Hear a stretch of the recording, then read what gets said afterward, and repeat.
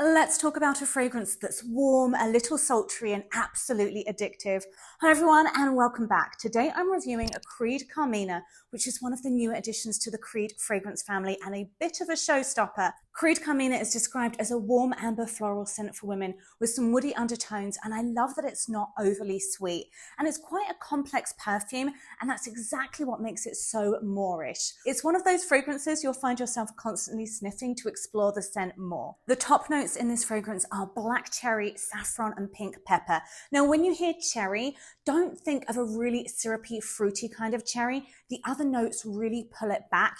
You get a hint of that juicy cherry, but it's blended into something much more refined. Now, I don't personally pick up on much of the pink pepper, but I definitely get the rose de mai along with the frankincense, myrrh, amber, and musk, which add that sensual, slightly smoky depth. There's also violet, peony, and cashmere wood in the mix. Though they're not particularly distinct to my nose, it's more that everything melts together beautifully. And now that I've said violet out loud, I am getting that note a lot more than I was before. Now, Creed Carmina is really well balanced and no single note is too overpowering. It's just a very harmonious, layered scent. Now, when it comes to when to wear it, I find Creed Carmina to be quite sensual. You could wear it during the day, and I do, but I think it really shines in the evening as it's warm, a bit mysterious, and it definitely has one of those qualities that really pulls you in. And I feel like it's one you want to wear when you want to feel a bit elevated, very feminine, and a bit luxurious. When it comes to longevity and application tips, I've seen some people say that it doesn't last long, but I sprayed just 3 spritzes at 4 p.m. yesterday, and I could still smell it on my skin when I woke up this morning. So I was really pleasantly surprised how well it lasted. If you do want to make it last longer, if you feel like you're one of the people that it isn't lasting as long on, Creed recommends moisturizing really well before applying, and you'll also get more longevity if you layer it with one of their matching lotions or an oil too. Now, I know you're supposed to apply your fragrances to your pulse points like your wrists and neck, and always directly to your skin versus your clothes to allow the fragrance to really blend with your chemistry and be warmed by your body. However, as you just saw, I tend to spray it on my inner elbow instead of my wrist, so I'm not constantly washing it off throughout the day.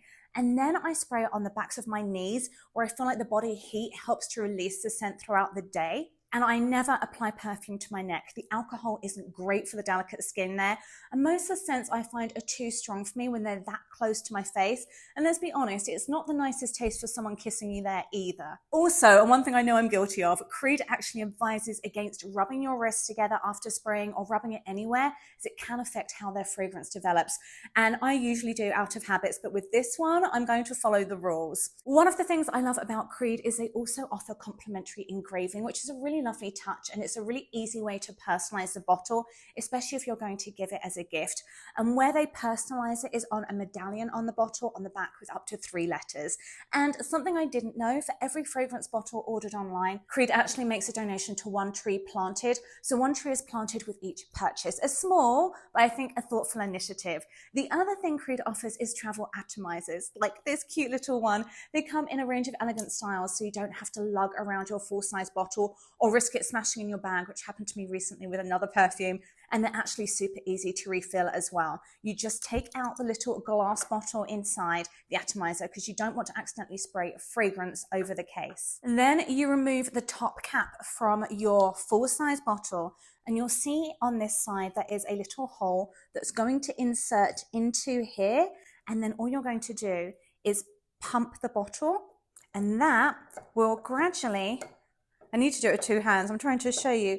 Fill your travel atomizer without any waste. You know, sometimes there's funnels which get lost or you're trying to pour it in. This way, it's not going to go anywhere. You can see exactly how much you filled it. So if you want to check before you travel again to make sure it's still nice and full, or give it a quick top up, you can see exactly how much is in there.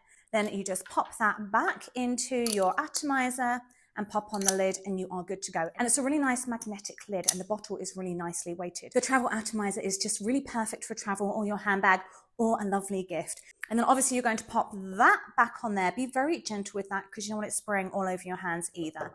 Now, scents are so personal, and how it smells on me might be completely different on you. So even if Creed Carmina sounds like your perfect fragrance, I'd always recommend trying it in store first, letting it settle on your skin and seeing how it wears before deciding to commit. Now, I'll pop a link below in case you want to check it out or don't live near a Creed stockist, but I won't talk prices here as they always change.